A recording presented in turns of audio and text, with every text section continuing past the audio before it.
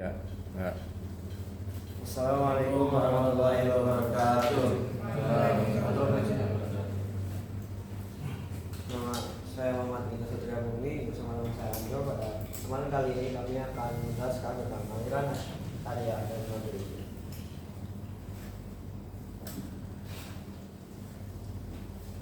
Nah, yang pertama ini adalah aliran Asy'ariyah. Ini enggak terlalu dekat ya.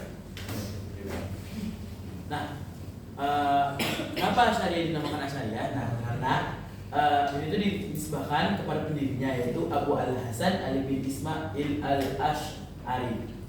Beliau lahir di Basrah, yaitu kota di Irak, pada tahun 260 Hijriah atau 873 Masehi.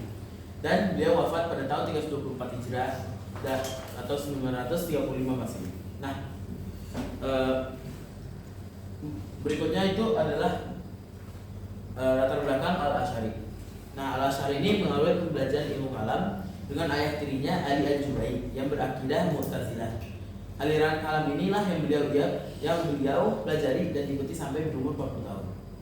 Nah, namun pada suatu hari Al-Asy'ari ini menanyai gurunya perihal kedudukan seorang mukmin, kafir dan anak kecil, di mana menurut gurunya mukmin masuk surga, kafir ke neraka, sedangkan anak kecil terhindar dari neraka. Nah, singkat cerita, terjadi sedikit perdebatan di antara murid dan guru yang berakhir dengan Ali Al-Jubai terdiam dan tidak bisa menjawab. Karena semisal kenapa anak kecil terhindar dari neraka, berarti mereka tidak masuk surga, tapi mereka terhindar dari neraka. Nah, Al-Asy'ari ini bertanya, bukankah itu tidak adil? Nanti anak kecil ini bilang kepada Allah, kalau Allah memberikan dia waktu, dia bisa aja masuk ke surga.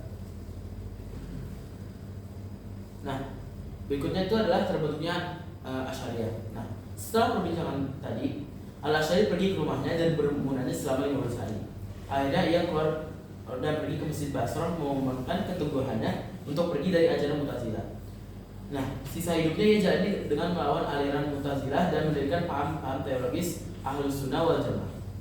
Nah, berikut adalah imam-imam yang mengikuti Asy'ariyah, yaitu ada Imam Al-Ghazali, Imam Fakhrur Razi, Abu Bakar Al-Baqillani, dan Abu Ishaq Asy-Syirazi.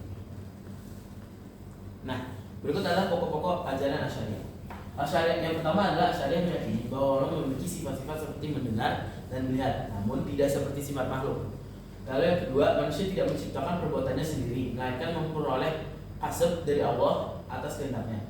Nah, yang ketiga ini adalah Tuhan bersifat maha kuasa dan tidak terikat kewajiban apapun dalam menentukan nasib manusia di akhirat. Yang keempat, orang-orang mukmin akan dapat melihat Tuhan di surga meskipun cara melihatnya tidak dapat dijangkau oleh akal manusia. Lalu yang terakhir adalah pelaku dosa besar dihukumi fasik dan nasibnya di akhirat diserahkan sepenuhnya kepada kehendak Tuhan.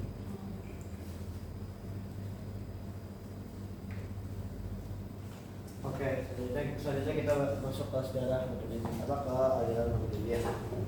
Aliran Maturidiyah ini kebagi jadi dua masalah. Yang pertama itu ada Maturidiyah Samarkand, didirikan oleh Abu Mansur Muhammad bin Muhammad, kelahiran Maturid, sebuah kota di Samarkand.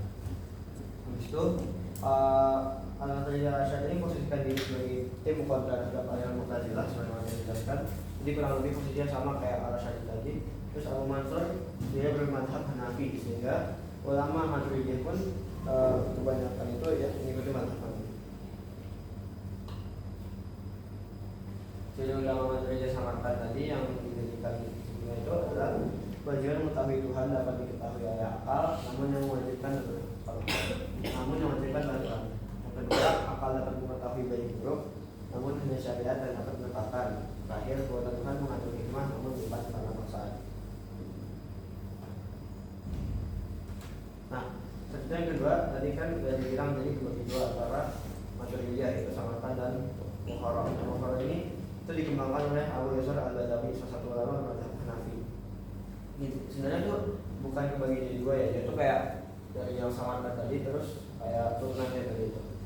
Itu tuh menurut kita konsultin yang menyederhanakan ajaran Maturidiyah Samarkand. Jadi itu kalau tadi kita lihat pokok ajarannya aja kan udah agak rumit, dimana logika tadi itu menggunakan logika filosofis. Jadi Maturidiyah Bukhara ini fungsinya itu oleh Abu Yusuf Al-Badawi ini adalah untuk bikin jadi lebih praktis, jadi lebih praktikal, lebih gampang diterapin dalam kehidupan sehari-hari. Pokok ajaran Maturidiyah Bukhara yaitu yang pertama, akal hanya tahu baik buruk tapi nggak tahu bahwa dia tahu kewajibannya. Terus yang kedua, manusia punya kehendak tapi terbatas karena semua amal berdasarkan ciptaan Allah. Kemudian Tuhan tidak memiliki sifat jasmani. Terakhir, manusia punya kehendak tapi terbatas karena semua amal terkait sampai kayak orang. Nah, ini singkat salah satu perbandingannya antara Asy'ariyah Maturidiyah dan salah satu aliran yang sebelum dijelaskan kita cuplik untuk jadi perbandingan aja. Jadi contohnya, di Asy'ariyah dibilang wahyu satu-satunya penentu baik buruk. Sementara di Maturidiyah akal tahu sebagian tapi kewajiban itu kan wahyu. Sementara Mu'tazilah itu akal bisa mengetahui. Mu'tazilah kan bilang tuh akal bisa mengetahui sebenarnya. Terus sampai lagi tuh kalau besar-besar dibilang fasik. Dan sementara kalau Asy'ariyah Maturidiyah itu agak beda. Terus apa nih? Bisa dilihat lah soal tadi kembali manusia itu yang bebas dan tanggung jawab penuh. Ada juga yang sementara pada Asy'ariyah Maturidiyah itu manusia itu dapat kasih dari Allah SWT. Ya mungkin cukup sekian yang bisa disampaikan. Apakah